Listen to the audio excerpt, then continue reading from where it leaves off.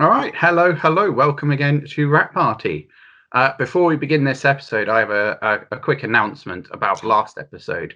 I mentioned that we had been sponsored by Pepsi.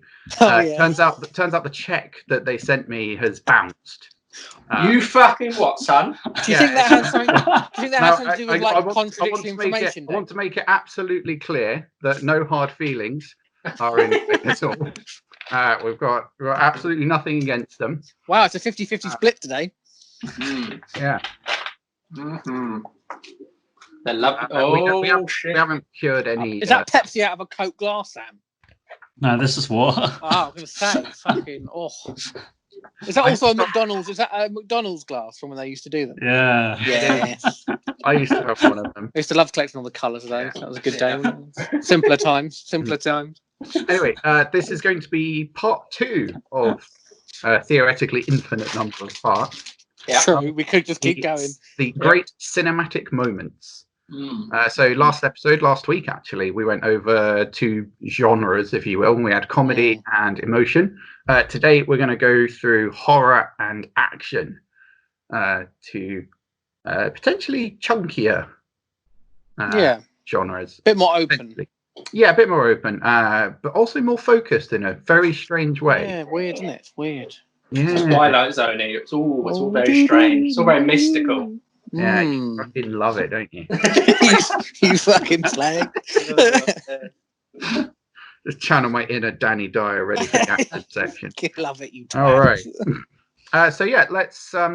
Does anybody have a preference over which one we start with? Not at all, because I've lost the Word document and forgotten everything I thought about for these 2 things, so I'm going in blind. Yeah, I'm spitting bars anyway, so go for it. Let's do this. I have a book here with all my. Oh, lovely. You're starting then. Yeah, we'll start with horror. Okay. My horror section is small because I don't really. Yeah, same. Right. We should have really got Matt into this episode. Yeah, we should have. Well, you know what? That's what hindsight is powerful. That is what the comment section is for, guys. Yeah. All right. Right. But I am a horror connoisseur, so I'll have some things to say, I'm sure. Once I know what the... You'll probably lead conversation. Although Matt would still call you like a mainstream horror fan, though. Oh, absolutely. Oh, 100%. His knowledge goes far beyond any of mine. Absolutely. Yeah. Yeah, to the point where would it really appeal to our audience? Yeah. Big question. Big question. True. I wouldn't know a word he said. It'd be nonsense to me. What is this? A dead is better. Is it though? Is it better? I think in many ways it's not. We're going to pro and con it. I'd say better than what as well. Like what's the other it's all relative. Brilliant. He does say in the film sometimes dead is better. That's where the quotes with no caveats of when those sometimes are. But we digress. Big question. Let's go. Let's talk about horror. So as before, what we did in the last few episodes, we had best horror moments in non-horror films, best horror moments in bad horror films, and best horror moment overall. I can't remember what order we did them, so we'll do that, man. Yeah, it doesn't really matter. Best horror moments in a non-horror film. We'll start with that one. All right. Okay. So we're looking at films that aren't traditionally horror films, but have got something fucking terrifying in them. I'm gonna give a shout out to Snow White and the Seven Dwarfs. That's a really good shout. That terrified people. Yeah. When it first came out. When she enters the forest, like fuck. Yeah. That's I think most Disney films. That's an early film as well. A lot of early Disney films kids have out in 1937. That's pretty scary. But that's the one that jumped to my mind immediately. Yeah, most Disney films have a sort of scary bit. Yeah. Of varying degrees. Some of them aren't so much, and some of them are like terrifying. I remember I went to see Salazar's Revenge in cinema with my girlfriend, and the opening scene where Javier Bardem's pirate, whatever the fuck his name is,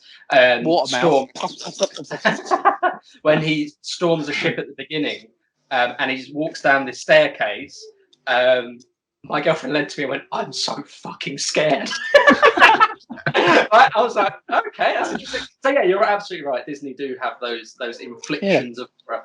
Famously as well, talking about older films, the film, one of the first films ever made, in fact, called Train Pulling into the Station, was famously scary.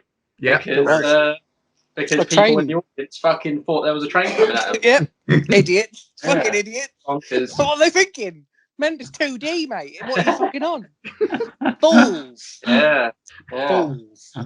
Can you imagine if they're just this one person wearing kooky 3D glasses was like more psyched out than the rest of them? Just like, Yeah. It is a good question though. Horrific moments in non-horror films. It's a really, really tough one, I think. A lot of time, like the thing that was sticking in my mind with a horror movie is usually like the music cues, especially if they're used very well. So I guess my best example, although it stems from a previous horror installment, is the film Glass by M. Night Shyamalan. Say what you will about the film, but there's a very early moment, like maybe the first scene, where these bad guys like just randomly like happy slap this motherfucker in the street. I just brought back what a fucking reference! Yeah. Bringing back happy slapping. Yeah, one of them is filming this random guy in the street, and this other guy comes and punches him in the back of the head. It's completely unprovoked attack, and this music cue happens when the punch connects. That made me go like, "Oh, that's horrible. That was really horrible." And I kept like thinking about it for a long time after. Like that really like took me by surprise and actually freaked me out a little bit. It's not a moment that is specifically a horror moment, but it did scare me a little bit. So that's the only thing I can think of off the top of my head. We could probably do an entire subgenre of jump scares. Oh yeah, absolutely. Yeah. For this section. Oh, I admittedly I looked up a list, but I remembered one that I had from my list before. Go on then. Is this this from a non-horror film? Yeah. Yeah, the tunnel scene from Willy Wonka and the Chocolate Factory. Oh Christ! I mean, absolutely terrifying. You could argue that film is a horror film. In some ways, but that bit is like insane. Yeah. There's like images of chickens being killed. That's right. Yeah. It is tricky. Fucking tricky. Have you guys seen or watched Corridor Crew, the YouTube channel? No. They do VFX artists react. Yeah. They recently just did a video where they turned Willy Wonka using their CGI skills into a horror movie, and it's pretty funny. It's pretty good. It's worth watching. That's good. I'm going back to what would be a jump scare in a film that got you the most? My first thought comes to mind is from a very recent film, The Invisible Man by Lee Whannell. There's a very early scene when she is trying to escape. Yeah, I mean, I'd argue that doesn't count because that is a horror film. We're doing non-horror films. Non-horror films. Talk about Keep it later. Shut up now. We'll do it later. I mean, I'll be talking about The Invisible Man later as well because that's fine. Mental, that film. Loved it. We'll talk about it later. I can't think of a jump scare necessarily. One of my favorite jump scares is in The Dark Knight. Yeah. When the mayor looks out over his city and suddenly Batman smashes into the window. Is it Brian? Yeah, it's Brian. Brian, yeah. Yeah. Are you the real Batman, Brian? Yeah, there's actually great. When you dress like him. When I saw that film for the 2nd, 3rd, 4th, 5th, 6th, 7th, 8th, 9th time in cinema, every time I saw it, I would sit and just watch the audience for that moment. Just wait, because obviously I know what's coming after the first time, which did make me jump like a bitch. Yeah. But every other time I was like waiting, and the whole audience would always fucking erupt. It was fantastic every time. Because that's arguably one of the best jump scares ever, because you don't expect it. Yeah. And I think you'll go to a film and you'll be like, oh yeah, there'll probably be a jump scare in this somewhere. But Nolan, Batman, and the entire scene is so relaxed as well. Yeah. They're talking about deep philosophical stuff, and suddenly this bat smashes into the window. That's brilliant. Absolutely mental. Loved it. Mm-hmm. Great example. Doesn't feel cheap either. No, absolutely not. It's common for a jump scare. Yeah. Of course, it feels very integral to the point of the story. It almost feels like it was a provoked personal attack on the person that it's aimed at. You know what I mean? Yeah. Like It's not like it was a random occurrence that it hits his window. It feels like it was provoked, personal, and for that reason, yeah, it's completely justified and doesn't feel cheap in the slightest. Yeah, as you say, most jump scares do. Hmm. Mm-hmm. Anything else to add to non-horror films? Train Spotting. Oh yeah. The Baby on the ceiling. Fucking terrifying. Yeah. And also like not real, but it's in a situation that has happened. People have come off drugs and had horrific hallucinations. Mm-hmm. So it makes it all more worrying that people have been through similar experiences. Yeah, and it's also so scary because it's integral to the plot of the story. Because obviously, it's earlier on in the film, they accidentally neglect the baby to the point the baby dies. So it's almost like it's being haunted by the spectre of this old fucking dead baby. Despite the fact it's clearly a animatronic dolly. But it adds to it. It does. It's proper very, Uncanny Valley. Yeah, it's very fucking Chucky. It's good. Yeah, absolutely. That's a really good shout as well. Yeah. You guys are bringing forward very good shouts. I've not googled it. They're all flinging to mind now you're saying it. Absolutely. I still can't think of my own though. Sam, have you got your list from last? Yeah, I've got Once Upon a Time in Hollywood, the end fight scene. It's hilarious. Well, it's hilarious. Well, I was going to put it on the comedy section because I was really cracking up at it. Because it's hilarious. But it's so horrific. Then you realised you needed some horror moments and thought, too bad. Yeah. No, it's funny you should say that as well, though, because a lot of people say that the Spawn Ranch sequence in Once Upon a Time in Hollywood is in itself a confined horror film. So when you said Once Upon a Time in Hollywood, I was sure you were going to say that, and then you say the final fight, which to me, it's horrific, but it's fucking hilarious. I'd say it's more funny than horrific, but I needed something. I've just seen a list. Someone's just put the entirety of the Return to Oz.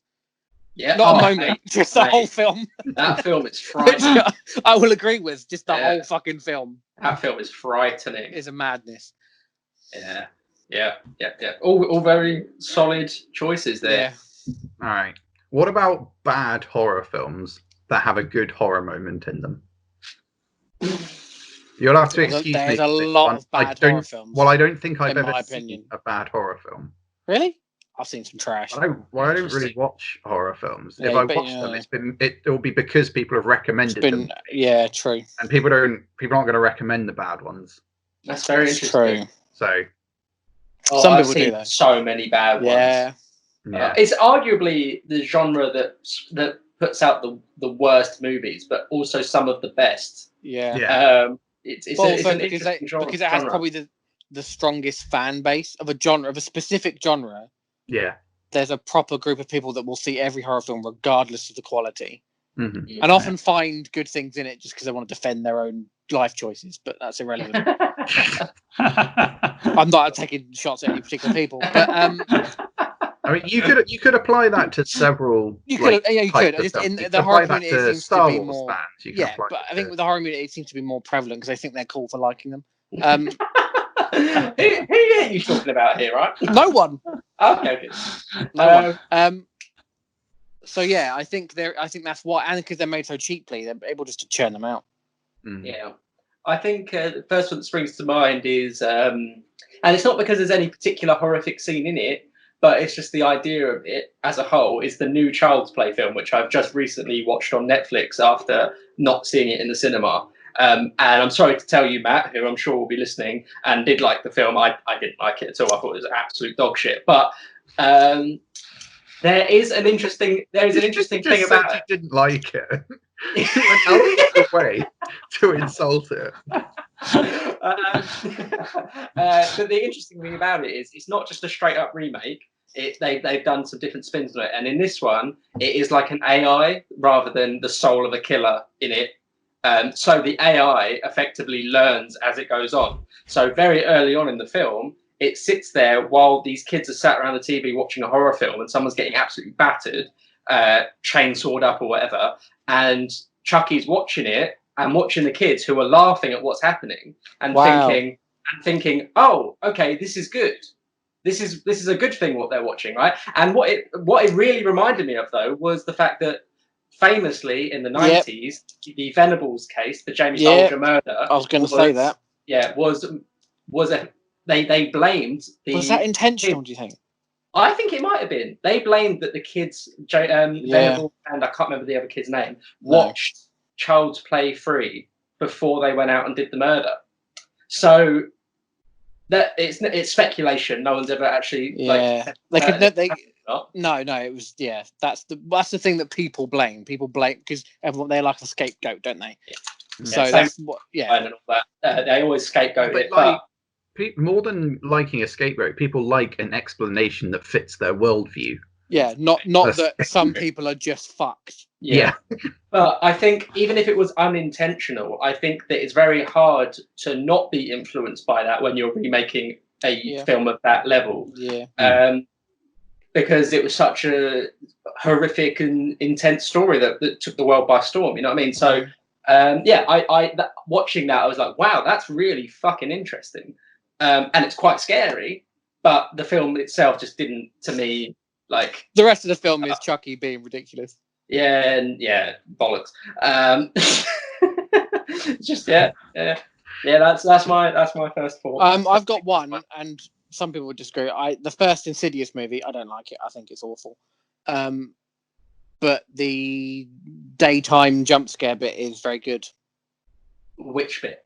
There's a bit where they're talking at a table, and it cuts back to him, and the red-faced guy is just half of him behind him, and it shits you up. And it's the middle of the day. There's no music, there's no build-up, which is how jump scares should happen. There's another very good jump scare in a film that I didn't enjoy that much. There's another great Insidious daytime scare, and it actually reminds me of on like Instagram or whatever when it says that there'll be like a picture and it says like when you see it, and then you have to like really speculate and see what they're seeing, right? And sometimes it's as simple as like an eyeball looking through in the darkness, right? And when you see it, it makes you go like, oh, like that's actually like, even though it's a still image, it's still kind of like, oh, that's kind of freaky. There was a moment in Insidious 1 where he's walking through his house, and it's like a pause or you'll miss it kind of thing. But the little boy that eventually haunts him later on in the film is actually stood in the corner of the room as he walks through it.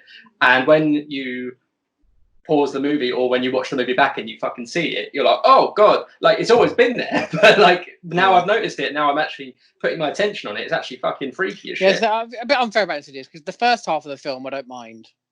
I like the fact that the ending goes. Yeah, the ending is rubbish. The ending of Insidious is rubbish. But I think the cool thing they did about that film, which was like a new take on the genre, was they did do the whole corner of your eye thing. So they put things in the corner of the screen, which I don't really know many films to do before that.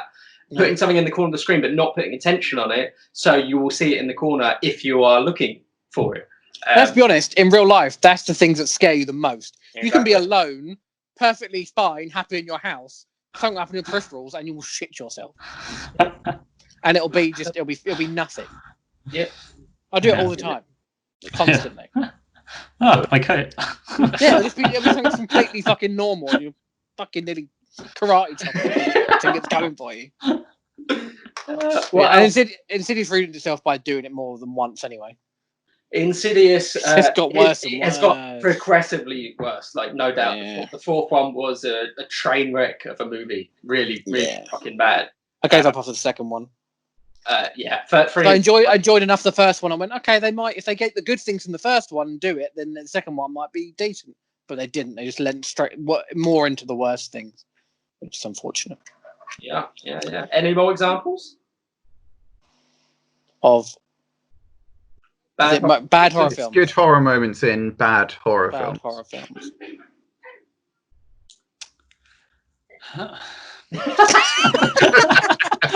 Brilliant. Well, we've covered quite a few of those. We've covered quite a few of those.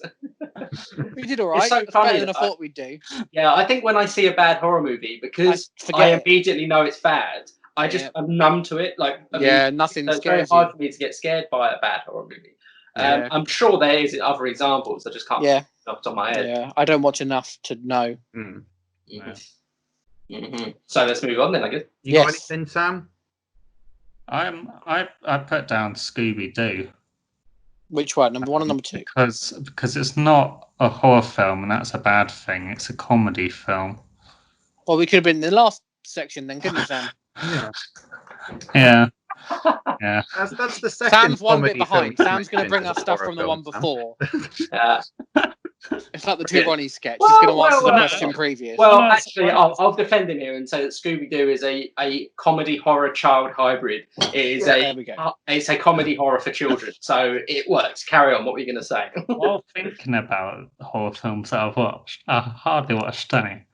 But there's one that's stuck in my mind. I have no idea what it's called or what even really happens in it. Describe it, we might be able to help you out. But there's one point, the horrific point in it that's stuck in my mind is that one of the people gets tied up to a lorry. To a lorry. Yeah, and then as the front bit's going forward and the trailer stays still. Oh, I know. It gets pulled apart. Yeah, pulled apart. Fuck, what's that film called? I actually know which thing you're talking about. But that's. Do you know anyone who's in it? Do you remember the guy who got pulled in half? Could you? No, it might have been a female. I don't know. It sounds like a Final Destination kind of thing. That's kind of what was in my mind as well. They were getting hunted down. Okay. By they were like some kids going off on a party, and then they pissed off this lorry driver. That's like the most generic description of a horror film. And then kids having a party and piss someone off. Yeah. There's a lorry movie. There's Jeepers Creepers. There's Jewel. There's a scene in Final Destination when a guy is a modern day sort of neo Ku Klux Klan. He's like trying to put a picket cross on fire in someone's lawn, and then he gets caught to his own truck and gets dragged down the road. I don't know. I don't know. Matt, you can tell us in the comment section. I'm sure he'll know exactly. He's probably screaming right now. It's Truck Driver Killer 5. The truckening. The truckening. I think it's brilliant, the notion that there were 4 previous films where that version of Death by Truck wasn't used. Yeah, there's a lot of truck-related deaths. Yeah, they didn't think. It was one way each film. Brilliant. All right, let's go on. Let's go on to the big hitters then. Best horror moment ever. Big deal, that. Shall I get mine out of the way? Go on, Sam. Scooby-Doo. I put Looking in the Mirror. In what? In just in general. Just in any mirror. Just any mirror-based horror film. Yeah. I'm surprised you said that. So did that genuinely scare you, the idea of looking in the mirror in horror movies? Looking in the mirror, just in general. Just realizing that's what you look like. Okay. The mirror scene I always think of is the one where he starts to peel his face off. What film's that? Poltergeist. Yeah, that's when I think of mirror horror scene. That's the one I think of. It's a good moment. It is a good moment. Strong moment. I'd put that in. Nothing good happens in a horror film in a mirror. That's true. Yeah, it's not wrong. He's not wrong. Speaking of Poltergeist, one of my I don't want to say it's my favourite horror movie of all time or anything, but in terms of actually getting scared by horror movies, which doesn't really happen to me often, when I was younger, the first time I saw the Texas Chainsaw Massacre, directed by Tobe Hooper, the same director as Poltergeist, there is a particular moment when you first are introduced to Leatherface. And I was fucking terrified. I was like, whoa, what the fuck? And that sticks with me. Like, very, very rarely do I have this memorable moment that actually genuinely scared me. In terms of actual like favorite horror movie, it would have to go for me to either The Shining or The Exorcist, both of which have incredible basic horror. Yeah, they're so good. They're so good. Yeah, I probably agree there. That's the thing. So I think the woman bath bit in The Shining would be my scariest bit. Which bit? The bath scene. The bath scene, yeah, the bath scene. I think just for atmosphere. Yeah, like it's not particularly like scary. It's just unnerving to an insane degree. That's the entirety of The Shining for me. Yeah. I think The Shining isn't so much about its set pieces, it's more the overall sense of dread and the overall sense that you are declining into absolute fucking madness. And there have been films that have tried to copy that in recent years, i.e.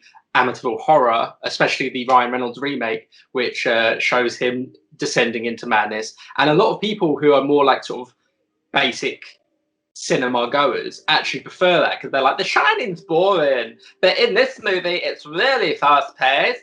And I'm like, right, okay. I love that as an impression of general cinema goer. That's the impression. But obviously it doesn't work. It doesn't work.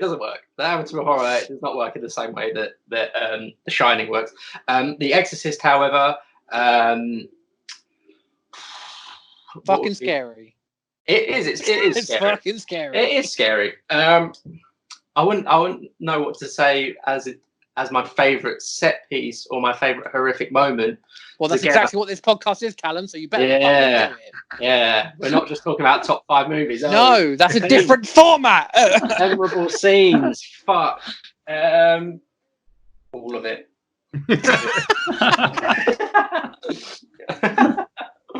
Okay. What about you, Sam? What have you got for your best horror moment? I think Sam's already done his, isn't he? Yeah. Oh, did he? We start. Yeah. I forgot already. It was so dull. The truck bit. My one that stood out for me, as I mentioned, the bath scene in The Shining was one I had, but also in The Thing, which I fucking love. There's a specific moment where a guy is giving CPR to another guy, and he's crushing it, and then he lifts his hands up, and then the entire man's chest opens up into teeth. Then he puts his hands back in, and then the mouth closes and chops his arms off. It's brilliant. Fucking horrific. But Yeah. fucking also, fantastic. but I think the scariest moment of The Thing is the end of The Thing.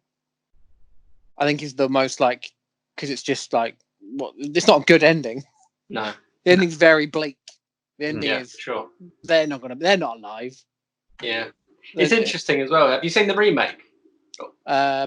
Soft remake. So they did literally, it's the same movie, right? But what they did was they went, right, we're going to turn this into a prequel instead. But it's the exact same film, but we're going to turn it into a prequel. So at the very end of the film, it's the same dour, downbeat ending. Yeah. It just ends with the dog that has running off. That running comes off into that one. Oh, that comes fucking into that lazy. One. So it's like, okay. you might as well just have remade it. What? Yeah. It's an odd choice for sure. Another example, another great moment. Ben Wheatley's Kill List. Very, very independent British film. Completely took me by surprise when I saw it in cinema. I thought it was absolutely fantastic because the whole film up to the last act plays out as a very ultra-violent hitman movie, and that's how you think it's going to go until the very end. But the end becomes this Wicker Man fucking just so terrifying. It was terrifying. It's this ritual sequence at the end, and I remember sitting in the cinema just like, this is mental. This is absolutely mental. To the point I got home, and because it was so independent at the time, I was like, there has to be a way I can get in touch with this director. So I found him. He had a website and he had an email address and shit, and I emailed him. I actually sent him Buddy Noir, Ryan. I sent him Buddy Noir. I remember this. No, I do remember this now. At the time, it was the only film, or it was the most recent film we had, and we were all very proud of it. I sent that to him. Yeah, absolutely. And he replied. I woke up the next morning. He'd already replied with this fucking long email. And it was Ben Wheatley, the guy who's directed recently Field in England. He directed High Rise. He's directed countless Doctor Who. He's done loads of stuff. He's done some wicked stuff. Sightseers, Free Fire. But we're not IMDb, Callum. You can stop. Yeah. He fucking replied, and in the email he went to say, basically, your film's shit, but it's going to be shit. Keep it up. But in a good way. Which is solid advice. It was a good way. Yeah, he was like, you're going to get better and better and better, and we took his advice on board. He said that Ryan was too young to play the character, so when we remade Buddy Noir, there's a scene where he gets ID'd, but he says, "Oh look, I'm older than I look." So we took his advice on board. You know. This. Brilliant. Yeah. Sorry, this is irrelevant. Completely off track. Drivel. Sorry, I like to think this is why people come to us, so that Callum can boast about all the famous. Or the reason they leave, David. The reason they leave. Dear. we're clutching on to straws now. We've got Matt left. We're just like, Matt, please don't go. Matt, I tell you about the time that Ben Wheatley emailed me. You like Ben Wheatley? You replied to my message one time. Did I ever tell you guys about the time I met Tom Hardy? Yes, you did. And it's recorded. It's definitely on the podcast somewhere. Move on. Yeah. You say met. You didn't meet him. If we're going to get into the detail, you didn't meet him. Can I tell you about you the time were in the same room. I met Sam Neill the same day. I actually met Sam Neill. So let's carry on anyway. Fuck's sake. David. So bring it back. You've got iconic classics like the shower scene in Psycho, which is iconic for a reason. Everyone's remembered that. Yeah. Yeah. I was going to talk about The Invisible Man. That's my favourite horror, but because I've seen like 5 films. Right, okay. Yeah, fair enough. The Invisible Man is fantastic, mate. It is a modern classic. No, I'm not. Yeah, there's a reason. But I think the reason I'd say it's my favourite one is because it's the one that actually scared me the most. Or like all the other horror films I've seen, like Midsommar and Ours, Quiet Place, I never felt as scared as I did in Invisible Man. And I think there was a very real sense of psychology that I didn't get from any of the others. The others were more physical. Yep. And I think it doesn't come across. I mean, does anybody care about me spoiling The Invisible Man for you? I've seen it. Seen it. Sam? No? Okay, so there's a moment about halfway through where our main character is on the verge of actually starting to pull herself back together after being terrorized by this guy. And she's out, she's in a restaurant, she's in public, she's talking to her friend. Callum's smiling because he knows where I'm going with this. Sister. That's sister. Yeah. Is it? Yes, of course it is. And they're about to be, I can't remember exactly what the details that they're talking about are, but they're getting evidence together to try and prove that her ex-boyfriend or whatever is still alive and terrorizing her. And it's the moment where things look as if they're about to turn in her favor again, when suddenly this knife jumps up from the table, slashes her sister's throat, and then flies back into her hand. And at that moment, you're just like, fuck. Yeah. It's the moment you go, okay, like this is not going well for her. Like, because it's I mean, you're shocked, but the real terror starts to settle in when you realize what's going to happen next. Yeah. Because like there's no other explanation than she committed murder right in the middle of a restaurant, and you have no idea what the fuck she's going to do about it. Yeah, not to mention it was her own sister, and she's obviously distraught and pining. So many layers to what happens in that small moment. Yeah, it's fucking fantastic. Yeah, brilliant. Yeah, I mean, you know me, I love a good twist. Yeah, like every other twist that I really like recontextualizes past stuff. Yeah. This is just a twist that changes the direction of the film. Yeah. It doesn't recontextualize anything. It's like, oh fuck, now what? It was nice to be given that. Yeah, absolutely. And also on the topic of Invisible Man, as I was going to say earlier, there's a sequence very, very early on. It's actually the opening scene of the film where she is stuck in the house and she is trying to escape for the first time, get away from her boyfriend. And it is like a Hitchcockian tension piece. It's like, is he going to wake up? Is he going to find her trying to escape? All this kind of stuff. And as it gets more and more tense, and the silence becomes more and more fucking encapsulating when you're especially when you're sat in a cinema watching it, the silence is absolutely encapsulating. And then all of a sudden she accidentally kicks a dog bowl, and it makes the loudest noise, and you're like, oh my god! And it made me jump out my skin, to be honest. I was like, oh, and then I was just like, oh, she's done for, she's fucked. But she gets away, and then the rest of the movie is just really nice. So really nice for her. Yeah, brilliant. Cool. Any other horror moments that people want to talk about? Don't think so. Nah. All right, jumping onto action then, which I have a feeling we're going to have a few more things to talk about. Action. Action films. The best action moments can be single stunts. They can be entire sequences. What do we love watching in action? But we'll start with good action moments in bad action films. Okay. Which is going to be tricky, and I think it is tricky because good action every... defines a good action movie. Yes, we say this for every genre that we do, but we always manage to find things to talk about. So, really, like standout action moments from an otherwise awful action film. Yeah. Okay.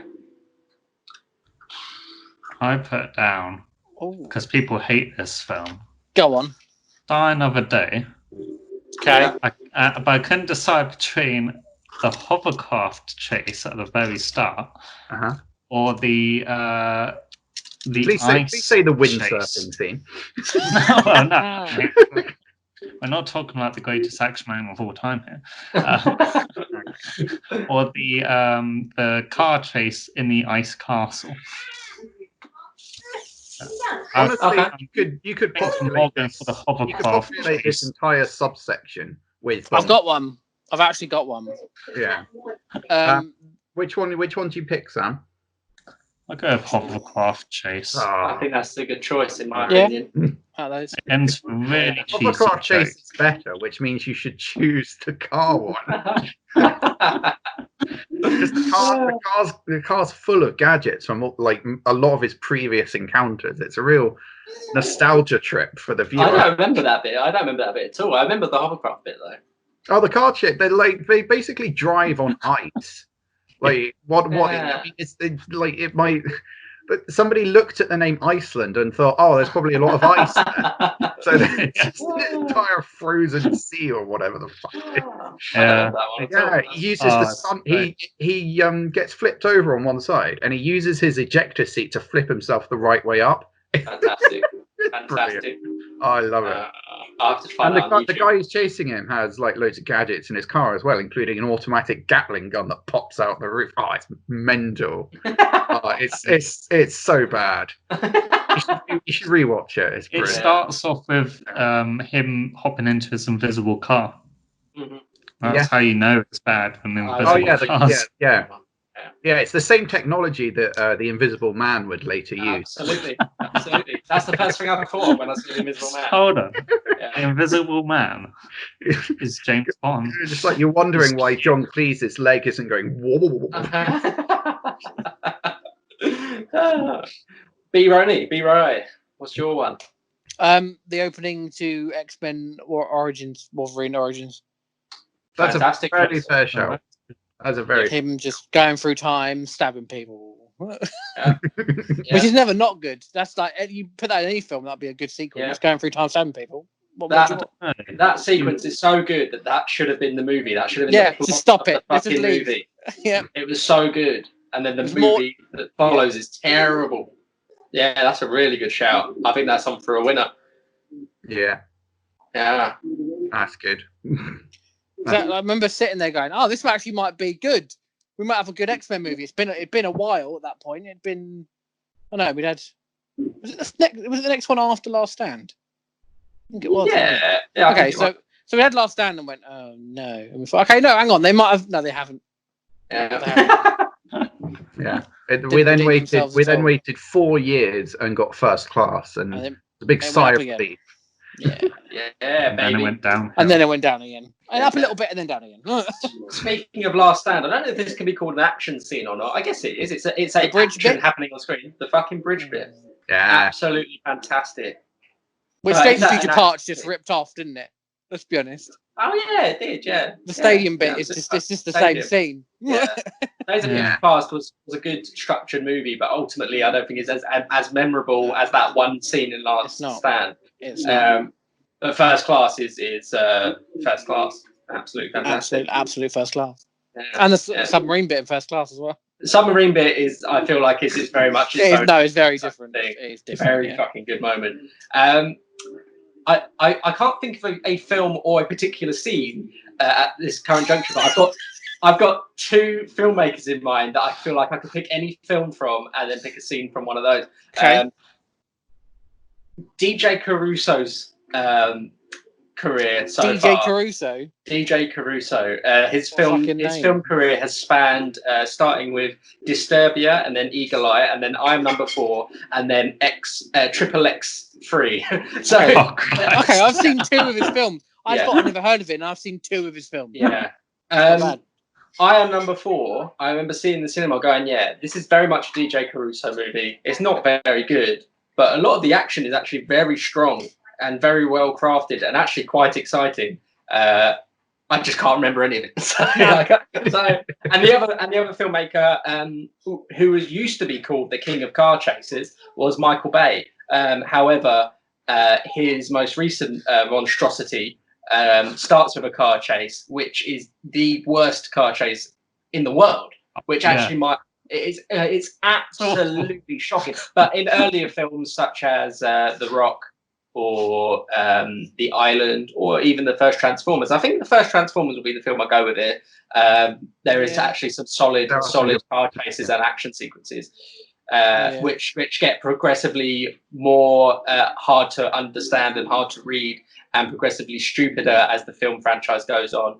I think I'll give it to Transformers 1. There's some simple shot, interesting, decent, well-crafted. The moment where all the Autobots arrive is really good. Beautiful moment. It's quite uplifting and powerful. Not really. Again, the first half of Transformers is enjoyable. Yeah. And then it peters off. Yeah. I mean, I'd say there were some choice decisions in the first half, mostly revolving. There are, but you can excuse them. It's sort of okay, we get it, but then it just goes off. There's a moment in the first half of the film where they're discussing the backstory of Sam Witwicky's great grandfather or something. Yeah. And he's like chipping away at the ice where the ship is stuck in the ice. And someone goes, "How's it going?" And someone else goes, "The ice is freezing faster than it's melting." And I was like, that's the worst line of dialogue I've ever heard. Yeah, and it's not possible. The ice is freezing faster than it's melting. That means the temperature is going like up and down, and it's not possible. What he should have said was, "The ice is freezing." Yeah, the water. It's too cold. That's what. It's too fucking cold. Yeah, it's not melt the ice. That's what he should have said. It's not melting. Yeah. Anyway, David, what's your choice? I have so any pun said by Arnold Schwarzenegger in the film Batman and Robin. Speaking of ice, not really action scenes, but I wanted to put that out there. Oh, the hockey scene's pretty good, isn't it? Yeah, the hockey scene's fantastic. No, the hockey scene. Which leads into the rocket taking off. Which leads into the rocket taking off, and then they go off into space together, and then they drive out, and Robin and fucking surfs down through space back to Earth, hits a jet, which slows him down a little bit. Absolutely. I'd say that entire scene rivals the entire film of The Dark Knight. I would agree. Anyway, I think. And paid for by a Batman credit card. Yeah, the entire thing. Yeah. I feel like they're very similar films in general. Very much so. In many ways. Yeah. He's just got an icy man who doesn't give a shit. He just wants to watch the world freeze. Yeah, exactly. And also, obviously, Batman and Robin is directed by the great Joel Schumacher, whereas Dark Knight is directed by this fucking ponce Chris, some posh British guy. Chris Nolan or something. Some fucking middle class, well-spoken, high hairline wank. Yeah. I mean, and you know, this guy wants to reopen the box office after Corona. Arrogant, isn't it? It's arrogant. Yeah, exactly. What's he ever done? Who thinks he could do it? Who knows? Yeah, well, I guess we'll. It seems he could just do it. I mean, come on, where's your track record? Where's your track record?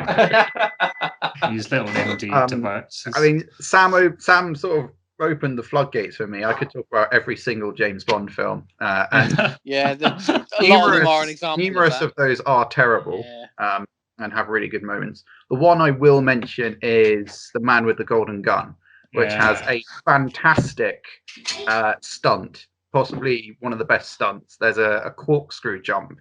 Oh yeah, where because James has been distracted by a Southern American cop in his car.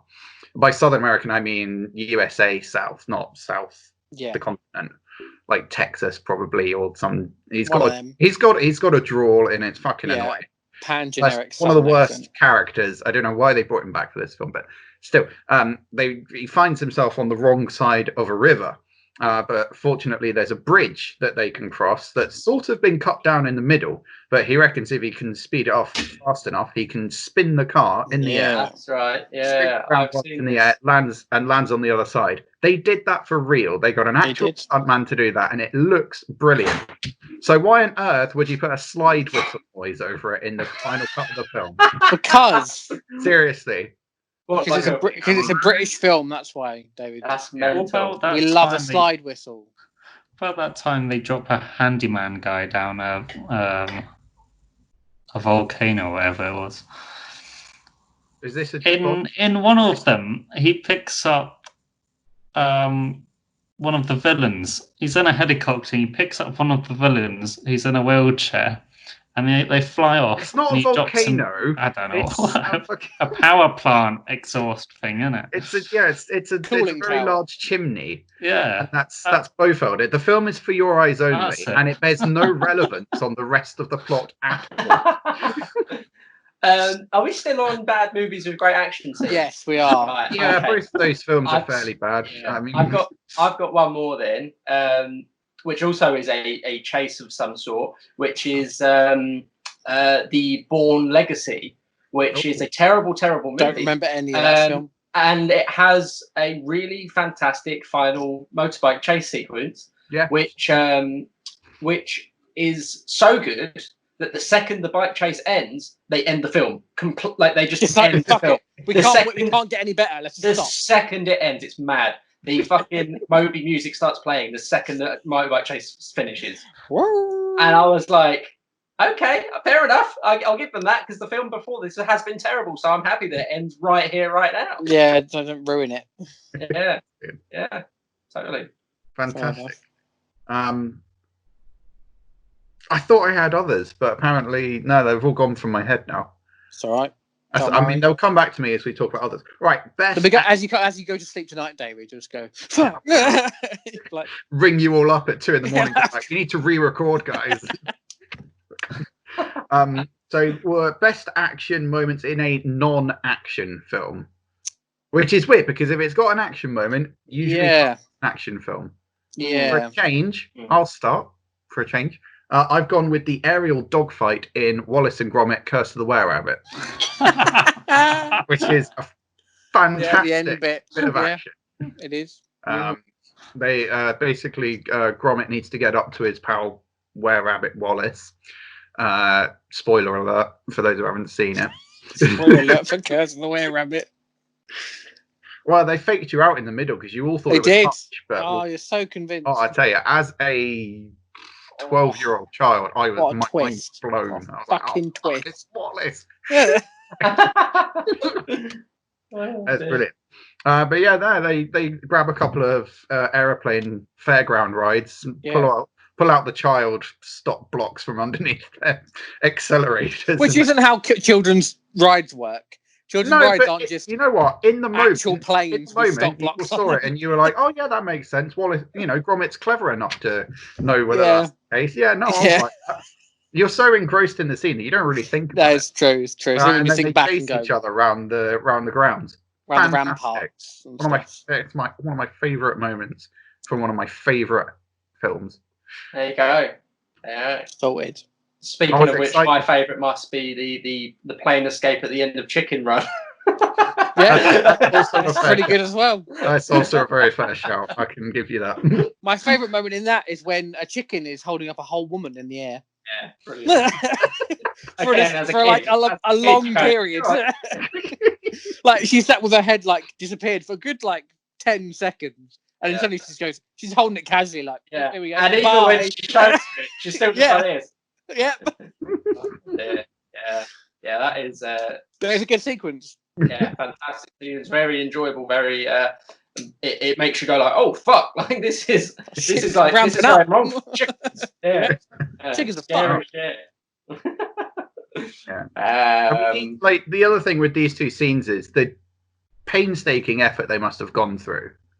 Oh yeah. To animate it. So far beyond their time. It's mad. It elevates any scene in a stop motion for me. I'm just like, the sequel is being made, isn't it? I've heard tell, yeah. I really want the opening of the sequel is them coming around from just a crash, and they're in like a much larger American chicken farm.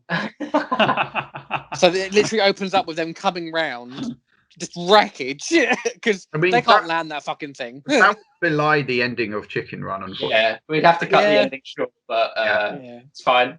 Films have done that. I mean, the ending of it, I believe it's them zooming out on this beautiful pasture. They're all on grass. The continuation would have to be the continuation of that zoom out. Where it's just loads of wreckage around them, and there's just a massive chicken thing. Not just they're now free range, but they're fucking not. They're still trapped. All right, it becomes a real exploration of the term freedom. Exactly. Are you really free? Becomes like The Prisoner. Yeah, that's right. The giant white orb bouncing around. Yeah. It's the giant chicken egg bouncing after. Yeah, we've done it. Pitch it to Adam because we've fucking done it. We've got the sequel on lock. Brilliant. What about the rest of you? What's your favourite action moment in an action film? Non-action film. Do you know, because action is like the one genre that you can literally put with any other genre. Like you can have horror action, comedy action. Like you can literally put it with, because all you got to take it to be defined as an action film is someone gets punched. Yeah. So it's hard to. All the ones I can think of. Oh, okay, I've got one.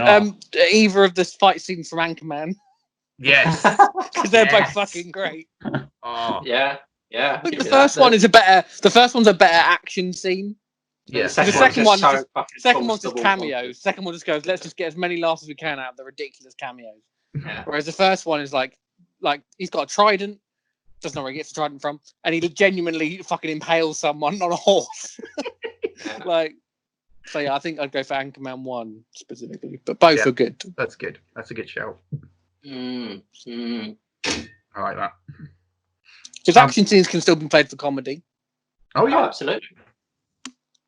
Does Blade Runner 2049 count?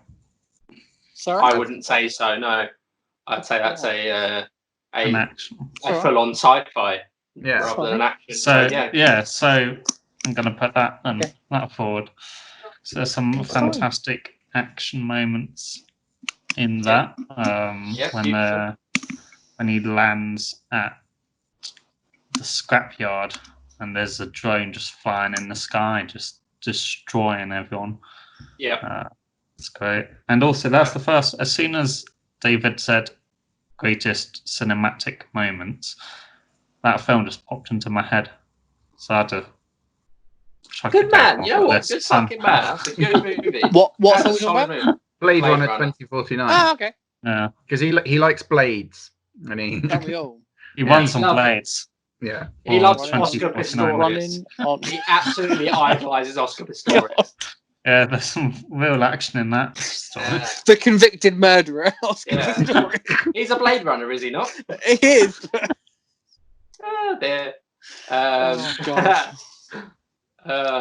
Speaking of Blade Runner 2049, Oscar Pistorius 2049, would we consider? I don't know if you would. Would you consider Interstellar to be an action movie? No. No, not really. It's a sci-fi movie.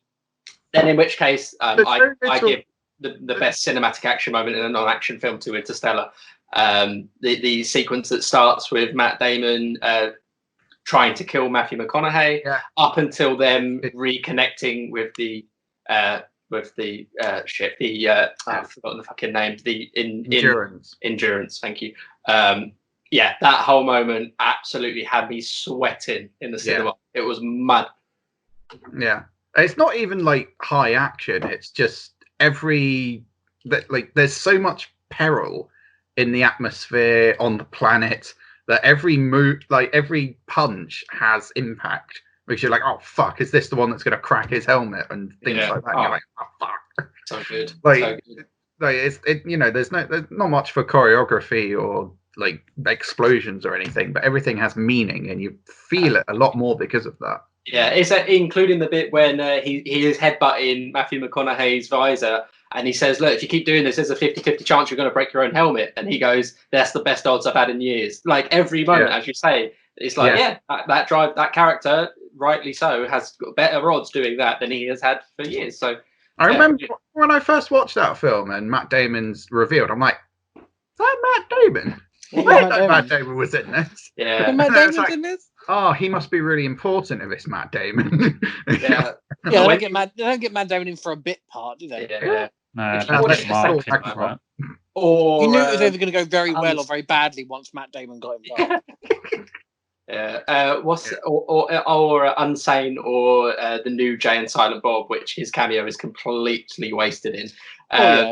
But in Interstellar, when you rewatch Interstellar, you're like, oh, their attempt to hide his face in the sequences at the beginning when they refer to Dr. Mann, you're like, oh, that's a bit corny actually. But the first time you see it, you're like, oh, that's a genuine surprise. Right, Christopher Nolan, corny.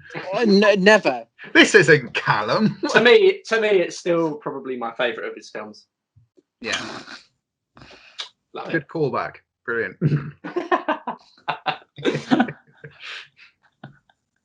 Ryan, you got any? What category are we on? Non-action film. Ryan's checked out. I really Any did. more apart from Anchorman or? Oh, I know nothing else. No? That jumps to mind. I could sit here, but nah. All right. What about? Do we go through bad action films yet? Yeah, we did. All right. Yeah. Best action moment of all time. Ooh. Now we can talk. I've got a fucking list here, man. Sam, we'll hear from you first. Well, Race 3. The Bollywood movie. Yeah. What a fucking start! What a start! Describe the particular scene in Race 3, because I believe a lot of our listeners / viewers won't know what that is. Sam. No. If you haven't seen it, Fucking bug just dive bomb me. and go watch the trailer. It is the best thing I've seen in my life. Just the trailer. The film's great as well. There's a great bit where they jump off a skyscraper and they come rushing down, and it is the worst green screen I've ever seen. I thought it was India, not Russia. What? Never mind. And he lands I'm pretty sure it's the bit where he just lands straight through a glass ceiling very casually, and then there's a whole fight scene, and there's points where it's the same shot repeated from different angles in a row in slow motion, and it's just the like the Mission Impossible 2. Yeah. Yeah, that is a very Bollywood sensibility that Asian filmmakers do use. So you will see that in a lot of Asian-made films. Absolutely. Sam, what was your pick for best action moment in a bad action film? Yeah, I feel like you wasted it. No, I mean I love this film. It's just great. Fair It brings me enough. joy every You can time. still love it if it's a bad film. No one's going to judge you for loving a bad film. That's why The Room exists. That's why Die Another Day exists. That's why Batman Parts where they exists. sing it's a race again and stuff like that, and it's great. It's about family. It's just amazing. There's one point where he's holding a rocket launcher very casually. Right. It's great. Oh, I can see the love in Sam's eyes. I'm going to stop picking. Yeah, fair. Callum, have you got a pick? Yeah.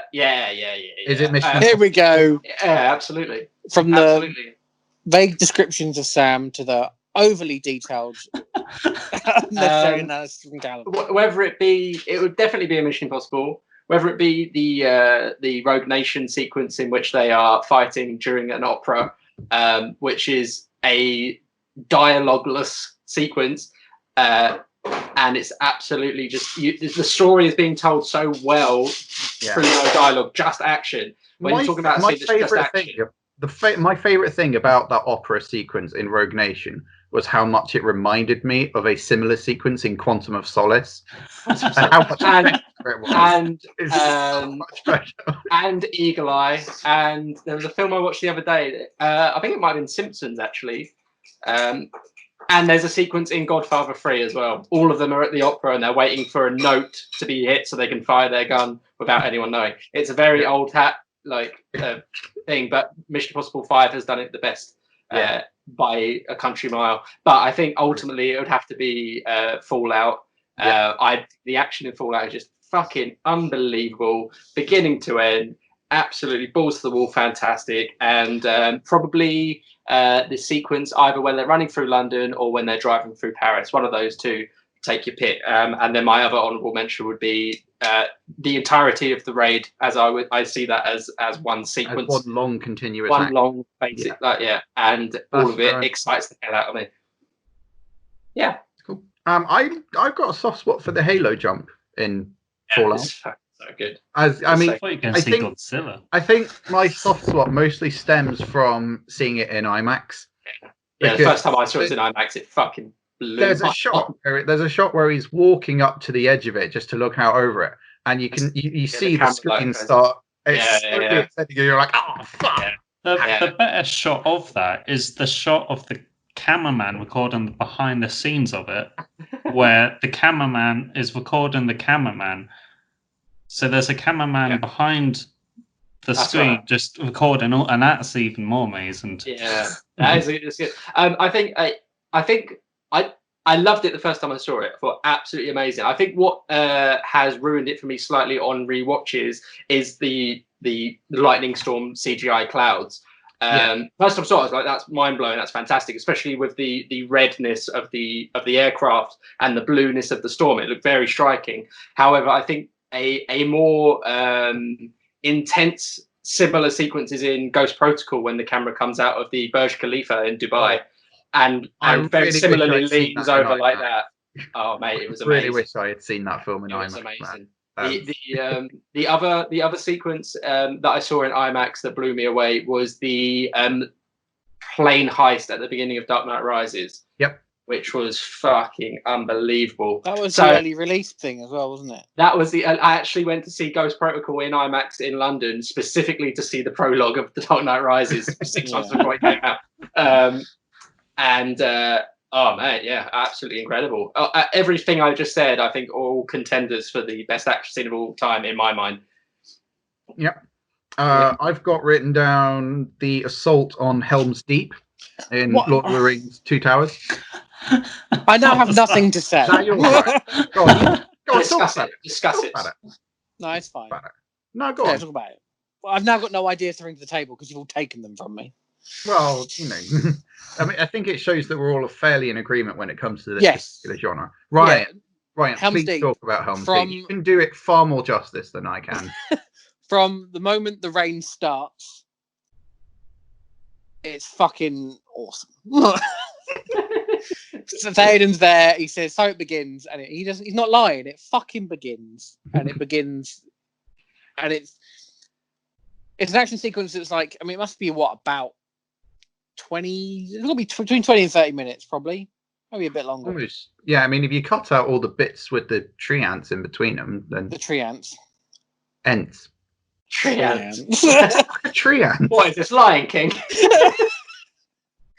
If you just, but that bit's quite fun as well. You know, I've just remembered what tree ants are, and I'm not ashamed. So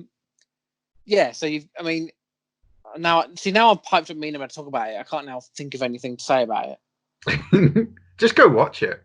Yeah, because it's like they're literally backs against the wall, and they're like they can't go anywhere else. They're stuck in this stronghold, surrounded by far outnumbered. It's like, it's your classic heroes battle kind of thing. They're surrounded by this new type of enemy they've never fought before, and they think they're safe, and then they fucking blow up the wall with newfangled technology. Yeah. And then you got the whole cavalry, literally the cavalry moment when Gandalf turns up, first light on the third day. They look to the east, and there he fucking is. That bit wells me up every time I see it. When you see him, and then fucking more horses just appear. And it's also got like comedic moments, which is nice. It's got the sort of Gimli Legolas of it all. It's always like a little... Yeah, that's a fucking brilliant moment. And in the end bit where they're properly trapped, they're literally the few of them left in a room, and then they just fuck it. Let's just fucking go for it. Let's just ride out. Let's just fucking take it to them. I like it. Yeah, man. I think the scene at the end of Return of the King is bigger and grander, but I think I like the insular nature of the Helm's Deep. That it's smaller. Yeah, I think when you see the behind the scenes as well of Helm's Deep, and you see how they made it and how fucking painstaking a process it was. It's a cinematic. It was a level of cinema that I don't think had ever been made before. No. It was very revolutionary to the point that the Return of the King is incredible.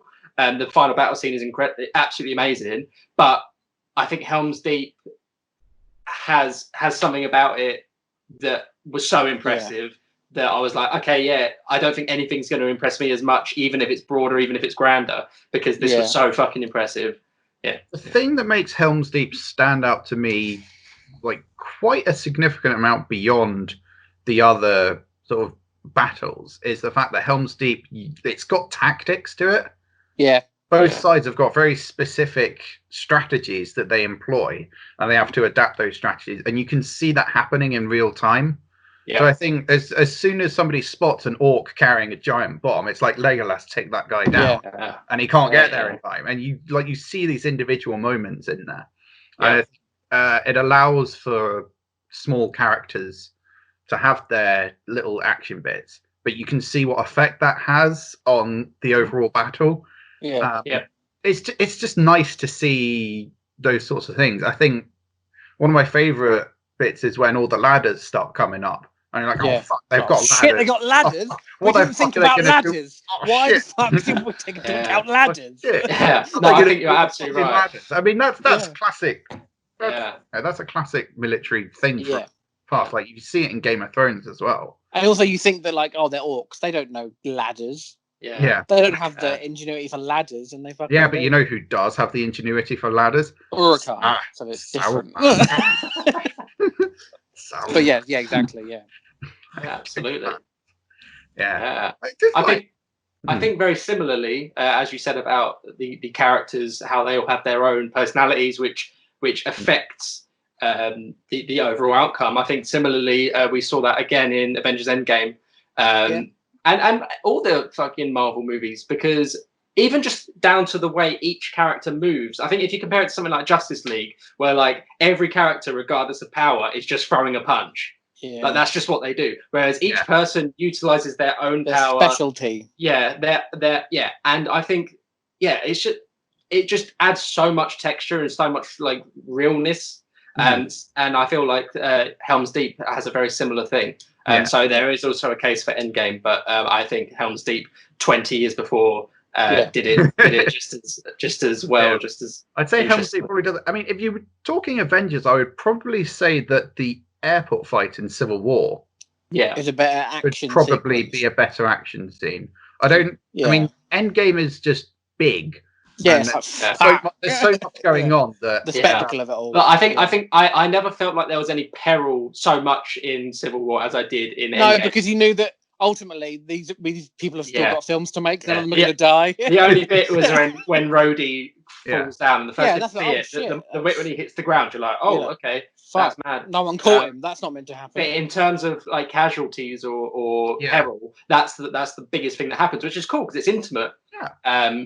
However, I didn't feel quite as intensely like, oh, fucking come on, as I did in Endgame. See, I was more scared about characters dying in Infinity War than I was in Endgame.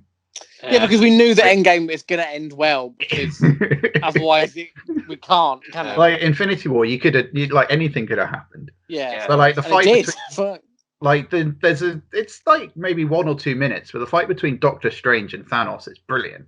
Mm-hmm. Like using mystic arts again. Yeah. And then Iron Man comes in for a second round and gets stabbed, and you're like, "Oh fuck, he's gone! Oh shit! They killed Iron Man! Oh fuck! This is a film where he could actually die. Fuck! It's good. Yeah. Wow. I thought of another moment. Go on, son. Is it a Bollywood movie? No, but it's music related. Huh? Is it Race 2? Race 2. No, it's Baby Driver. Oh yeah, true. Some great just because the action scenes and that, the way Edgar Wright synced the action to the music is just on another level. Yep. Yeah. Like watching that 100%. kind of ruined other action films when they try and put music in, because you're like, yeah, it fits, but it doesn't fit perfectly. Yeah. And yeah, just the start, the opening scene, which I think they uploaded to YouTube for people to watch. They did. That is like, I remember watching that thinking, oh yeah, this gonna be good. I thought, okay, I really thought another one, the end of Kill Bill 1. Yeah, Crazy 88. The Crazy 88, that is very good. The whole sequence is very good. Yeah, both utilize music very well. They do. Speaking of which, another great utilization of music would be the church massacre in Kingsman. Yep. Yeah. What's the other bit in Baby Driver? What's the song called? Focus Pocus. Focus Pocus by Focus. Yeah. That bit's very good as well. I'm not the biggest fan of Baby Driver, but those two sequences I think are both fantastic, as well as the opening sequence where he's walking to the coffee shop and back, which isn't an action scene, but I'll give it a shout out anyway because it's fucking well timed. Oh, that's amazing. Speaking of the end of Hot Fuzz, it's got a shout for me. Yeah. Just because of its absurdity. Yeah. It's so over the top. When you actually look at it, you're like, nah, nothing's actually going on. But they're just firing guns, and there's very little. No one gets shot. No one gets killed. Yeah. No, really, no. That's brilliant. Until the very end, yeah. Brilliant. Even the blood, the blood in it is like he shoots like something else, doesn't he? Paddy Considine, like someone shoots like something in the supermarket and sprays red. That's all right, Andy. Something. It's not blood. It's like a tomato juice or some shit like that. Yeah. Which I fucking love. Yeah. So, yeah. Oh dear. Yeah. Right. Is that it? I think we've done all of us. Yeah. Oh, Star Wars. Episode 3. The the end of Obi-Wan. That's a fucking fantastic. Intense. Emotionally charged. I say the emotionally charged bit more impressive than the action itself. Yeah, I think the action goes on as it's welcome. It does go on. I mean, if we're talking action, I think Yoda versus Count Dooku's got a shout. Well, no, in all seriousness, the best lightsaber fight is the end of Phantom Menace. Duel of the Fates. Yeah. When I was a kid, even now, I still think it's pretty good. It's pretty damn good. Yeah. It's just a lot of people just hate Darth Maul and they hate that movie so much. No, that's the best bit of that film, though. I agree. Almost rescues the film. Almost. I think so. No, it doesn't go anywhere near rescuing the film for me. It's a great action scene. It's the only reason I'd watch I'll be honest, it's the music that makes that one for me. If we're talking about great music, the music helps. Yeah, but also just the actual it's the first time because it's the first time since the original 4 that they lightsaber fights actually look like they were fighting each other. Because in the old ones it was a bit slow and a bit because of the limitations they had. Yeah. Technology and such. The time you're like, fuck, it's mental. He's gonna. But Darth Vader essentially just walks very slowly and does this. So it's not as threatening. It's not quite as good as when he suddenly appears in Rogue One, say. I mean, it's like, hang on, he never did this. Why don't you do this for the rest? Like literally. The other films take off just after this. He never does it again. What happened? Did he do his hip in or something? He's like, nah, I'm fucked. I've done it. I've slipped a disc. I can't do anything for the next roughly 5 years, depending on how much you look at it. He was recharging his special ability. Yeah. Another great action scene in a terrible movie, I know we've gone way past that now, is the opening scene and the warehouse fight scene of Batman versus Superman, which are both really fantastic action sequences in a terrible film with terrible action. But the warehouse fight scene is so fucking exciting. Me and my brother saw it in IMAX and we were like, this film is so bad and so boring. And then that bit happened and we're both looking at each other like, oh shit, man! What the fuck happened? But otherwise terrible. And the opening scene when Superman is destroying Metropolis and Bruce Wayne happens to be on the ground and is witnessing it all happening is actually very exciting, made better by Hans Zimmer and Junkie XL's soundtrack. Everything's made better by Hans Zimmer. That's true enough. Let's be honest. That's true enough. Name a film that Hans Zimmer hasn't. I'm trying to benefited. work out if Mission Impossible 2 was made better by having Hans Zimmer or not. Probably a little bit. Not 100%. Yeah. 100%. don't know. Also, come on, Limp Bizkit. Yeah, come on. Bizkit. Fred Durst doing his thing. Oh, yeah. Improves Cool, any guys. film. Awesome. Films. Yeah. Wonderful.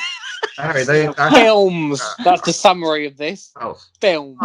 Yeah. They're Anyway, good, aren't they? Sometimes. Sometimes they're not. That wraps it up, I would say. Cool. Yeah. Yeah. I didn't even mention John Wick. That's Well, amazing. don't then. I'll cut it before you do. Yeah. Honestly, like when I think about it, the action in that doesn't outweigh any of the ones that we've said. No. I think as soon as Callum mentioned the whole of the raid, I was like, yeah, okay, Yeah. like brilliant. Yeah. I mean, it slightly tops John Wick in terms of action. Yeah. Specifically, yeah. John Wick's got it's cooler than the raid, Yeah. but I think that's what that actually makes the raid better because it's brutal and you're like, oh fuck, that must have hurt. Whereas with John Wick, it's just like, oh, he's a cool dude. Like, you know what I mean, though. I think. Yeah, totally. There's that. But yeah, that's gonna wrap it up for action. I'm quite enjoying this series. We should come up with a couple of other genres that we can do at another point. 100%. Yeah, different ways to narrow it down. Absolutely. Okay. So we'll have that ready for you at some point in the future. Yeah. Next week is going to be the May wrap up. Will it? Yeah. Wow, Yeah. well, God, Yeah. this year's going quick, isn't it? Yeah. Yeah. It's going to be a very short. Right. Away from the world. No, we've got some stuff to talk about. There's We've been news. got one very big thing to talk about. Yeah. Yeah, which we'll talk about.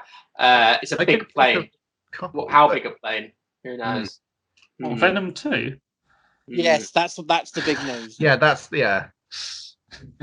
There will be carnage. Yeah, I'm not sure what he's actually thinking about. I don't know what. I do. I know. Let me say it again. A big plane. How big a plane? No, you haven't seen this? Haven't seen this trailer? I know it. We'll talk about it later. We'll talk We'll about talk it. about it. Okay, I now know what you're talking about. It is one of the things I already wanted to talk about, so that's Yeah. fine. That's fine. We'll talk about that. We'll talk about lots of things. So we'll see you for that one. In the meantime, Yes. thank you very much, guys. Wonderful. We'll see you soon. We'll have more cinematic moments, and we'll all be there probably. Hopefully. Au No. revoir. Bye for now. Thank you for listening to this episode of whatever we've been doing here at Rap Party HQ. We'd like to thank Sam Sargent for supplying the score. To hear the full tracks and more music of the same ilk, feel free to head to soundcloud.com/Sam Sargent and tell him Rap Party sent you, preferably not at gunpoint. While on the internet, it'd help us out if you liked us on Facebook, followed us on Twitter, and kept an eye out for further episodes. Thanks once again for listening, and that's a wrap.